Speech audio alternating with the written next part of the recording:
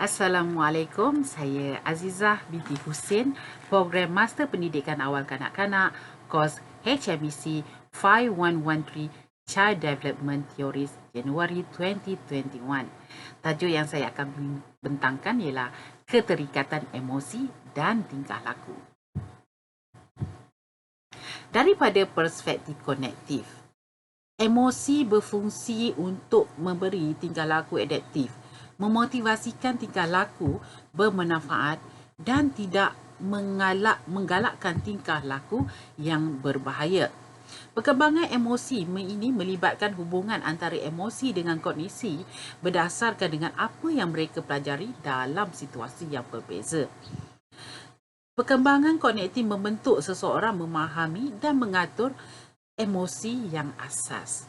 Daripada perspektif fungsional, perspektif ini melihat fungsi emosi dalam kehidupan seseorang hanya melibatkan penyesuaian perhubungan seseorang dengan persekitaran. Tiga fungsi perspektif fungsional ini, yang pertama ialah intrapersonal, iaitu emosi dalaman. Yang kedua adalah interpersonal, iaitu emosi terhadap hubungan dengan seseorang lain. Dan yang ketiga adalah sosio-budaya, di mana emosi terhadap masyarakat dan budaya. Daripada perspektif sosial, perspektif ini adalah proses dinamik yang mengatur emosi. Emosi berkembang dalam konteks sosial dan akan terus berubah dengan setiap interaksi. Dalam komunikasi emosi, interaksi sentiasa bertukar maklumat implisit dan tersirat, sering mengubah tindak balas emosi ketika berlaku proses emosi berbeza bergantung kepada tugas, kemahiran dan tujuan. Ini adalah gaya keterikatan emosi kanak-kanak, iaitu secure, avoidance, ambivalence, disorganized. Keterikatan emosi. Kemahuan kanak-kanak dalam mendekati individu dengan selesa dan selama yang signifikan seperti ibu bapa dan penjaga. Keterikatan emosi juga membawa erti bahawa anak-anak mengharapkan agar mereka dijaga dan disayangi oleh individu yang berada di sekelilingnya. Daripada itu kita boleh lihat 4 keterikatan. Yang pertama, keterikatan aman.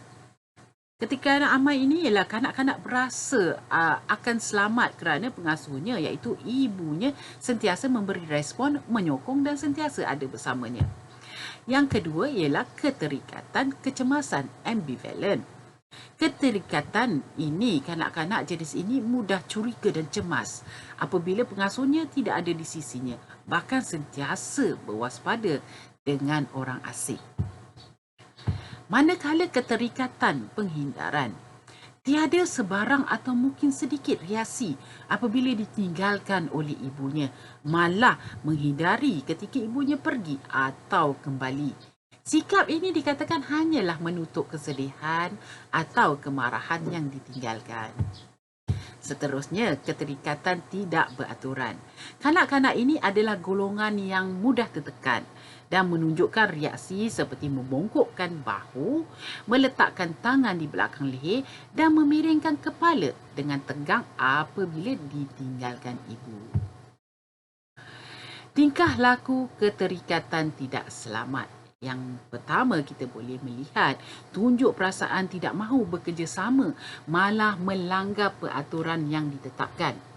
Ada kalanya kanak-kanak ini tidak akan merasa dipinggirkan kerana mereka biasa ditinggalkan oleh ibunya. Malah dalam hal ini mereka menunjukkan tingkah laku sengaja melanggar peraturan yang telah ditetapkan di dalam bilik darjah. Tindakan ini menunjukkan tingkah laku diskriminatif yang boleh mengganggu pengajaran dan pembelajaran di dalam kelas. Kanak-kanak ini mungkin akan memberontak dengan menggunakan emosinya jika terus mendesak. Yang kedua, bertindak suka memencikkan diri atau meminggirkan diri.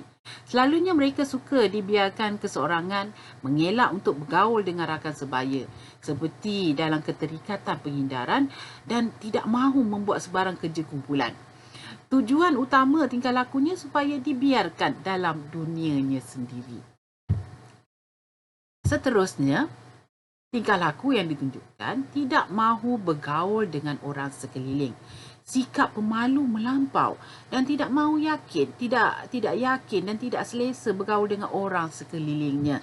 Malah akan menangis jika tidak dapat mengawal perasaannya dan jika diminta untuk melakukan sesuatu.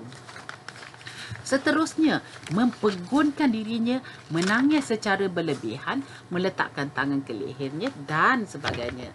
Kanak-kanak ini merasakan keterikatan tidak selamat, akan mengalami emosi yang kuat seperti kecewa, marah, sedih dan akan memberontak dengan pelbagai cara. Regulasi emosinya menunjukkan tingkah laku sebegitu untuk meluahkan perasaannya agak pada orang sekelilingnya. Kanak-kanak ini memerlukan perhatian dan empati. Seterusnya, cara menanganinya. Yang pertama, membina hubungan yang mesra. Guru perlu menyokong dan membimbing mereka dengan efektif bagi menangani masalah murid ini. Perlu mengambil berat dengan memberi pujian bagi tingkah laku dan usaha yang baik. Beri senyuman dan peka keperluannya. Yang kedua, menunjukkan keprihatinan terhadap murid. Setengah murid menghadapi masalah pembelajaran. Kemungkinan disebabkan kaedah penyampaian guru yang tidak berkesan. Murid-murid seperti ini menunjukkan tingkah laku kurang sesuai. Oleh itu, guru harus peka dan prihatin terhadap permasalahan tingkah lakunya dan segera mengenal pasti punca sebenar. Yang ketiga, amalan disiplin dan konsisten. Guru perlu bersikap asertif, iaitu tidak berdolak dalih dalam masa yang sama, tidak akrobatik.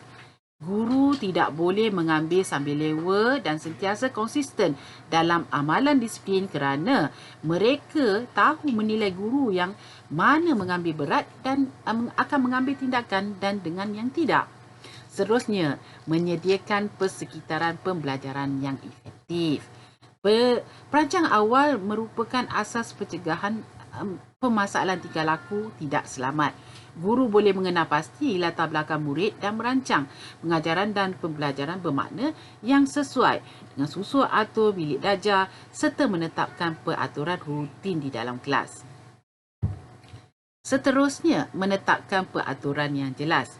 Dengan ini, guru boleh mengambil tindakan apabila masalah itu timbul dan membuat keputusan tentang tindakan yang diambil. Peraturan ini dibentuk adalah untuk membantu kelancaran proses pengajaran dan pembelajaran. Dengarkan secara aktif dan efektif. Guru perlu menjadi pendengar yang aktif dan empati. Dekati murid itu dan memberi kepercayaan dan keterikatan emosinya supaya aman. Nada dan ekspresi wajar diberikan untuk menunjukkan guru memahami mereka. Seterusnya, teknik peneguhan yang tetap dan berkala. Digunakan untuk rangsangan emosi kanak-kanak dengan kata semangat, pujian dan sebagainya.